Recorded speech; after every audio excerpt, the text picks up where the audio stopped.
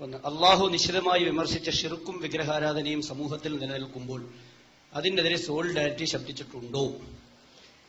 സോളിഡാരിറ്റിയുടെ പ്രവർത്തന മേഖല ഞാൻ നേരത്തെ സൂചിപ്പിച്ച 4 കാര്യങ്ങളിൽ 2ഉം 3ഉം 4ഉമാണ്. ഒന്നാമത്തേതല്ല. ഒന്നാമത്തേത് ജമാഅത്തെ ഇസ്ലാമിയാണ് അത് ഏറ്റെടുത്ത് നിർവഹിച്ചുകൊണ്ടിരിക്കുന്നത്. ആദർശ പ്രബോധനം, വിശ്വാസപരമായ ജീർണത, ഇത്തരം കാര്യങ്ങൾ, ദഅവത്തി പ്രവർത്തനം, ഇസ്ലാഹി പ്രവർത്തനം, ഇത് ഏറ്റെടുത്ത് നിർവഹിച്ചുകൊണ്ടിരിക്കുന്ന ജമാഅത്തെ ഇസ്ലാമിയാണ്. സോളിഡാരിറ്റിയെ സംബന്ധിച്ചിടത്തോളം ആ പ്രവർത്തനങ്ങൾ ജമാഅത്തെ ഇസ്ലാമിയുടെ ഹൽക്കകളിൽ കൂടി അവർ അത് നിർവഹിച്ചുകൊണ്ടിരിക്കുകയാണ്. സോളിഡാരിറ്റിയുടെ ബാനറിൽ അല്ല അത് നിർവഹിക്കുന്നത്. എല്ലാ സോളിഡാരിറ്റി പ്രവർത്തകനും അവരവർ ബന്ധപ്പെടുന്ന ജമാഅത്ത് ഹൽക്കകളിൽ കൂടി അതിന്റെ തൗഹീദ് ഷിർക്കുമായി ബന്ധപ്പെട്ട എല്ലാ പ്രവർത്തനങ്ങളിലും പൂർണ്ണമായും സഹകരിച്ചുകൊണ്ടാണ് പ്രവർത്തിക്കുന്നത്. അത് ജമാഅത്തെ ഇസ്ലാമിയുടെ ബാനറിലാണ്, സോളിഡാരിറ്റിയുടെ ബാനറിൽ അല്ല. സോളിഡാരിറ്റിക്ക് സേവനം, സമരം എന്നീ 2 കാര്യങ്ങൾ നിർദ്ദേശിച്ചു കൊടുത്തിരിക്കുകയാണ്. അവർ സോളിഡാരിറ്റി ബാനറിൽ അത് നിർവഹിക്കും. ദഅവത്തി പ്രവർത്തനം, ഇസ്ലാഹി പ്രവർത്തനം അവർ അത് ജമാഅത്തെ ഇസ്ലാമിയുടെ ബാനറിൽ നിർവഹിക്കും. ഇതാണ് അത് സംബന്ധമായി. അതുകൊണ്ടാണ് സോളിഡാരിറ്റിയുടെ ബാനറിൽ നിങ്ങൾക്ക് അത്തരം ഒരു പരിപാടി കാണുകയില്ല.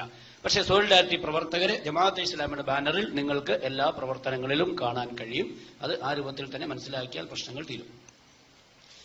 ഇസ്ലാമിൽ രാഷ്ട്രീയമുണ്ട്, സാമൂഹിക സേവന പ്രവർത്തനങ്ങൾക്ക് മാതൃകയുമുണ്ട്, സമ്മതിക്കുന്നു. പക്ഷേ ജമാഅത്തിനെ പോലെ വിപുലമായിട്ടല്ലെങ്കിലും ഇതര മുസ്ലിം സംഘടനകളും അത്തരം ഇടപെടലുകൾ നടത്തിവരികയും ചെയ്യുന്നുണ്ട്.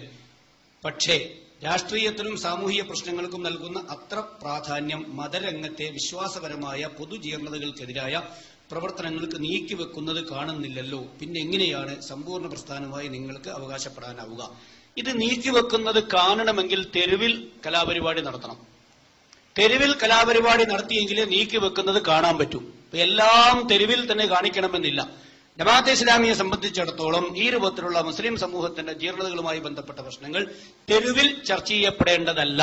അതുകൊണ്ടാണ് ജമാഅത്തെ ഇസ്ലാമി ഒരു സ്ഥലത്തും ഷിർക്കിനെതിരെ എന്ന് പറഞ്ഞുകൊണ്ട് മുസ്ലിം സമൂഹത്തിലെ അന്ധവിശ്വാസങ്ങൾക്കെതിരെ, മുസ്ലിം സമുദായത്തിലെ അനാചാരങ്ങൾക്കെതിരെ അല്ലെങ്കിൽ ബിദ്അത്തുകൾക്കെതിരെ എന്ന പേരിൽ പൊതുവായി ഒരു പരിപാടിയും പബ്ലിക് റൂട്ടിൽ സംഘടിപ്പിക്കാറില്ല.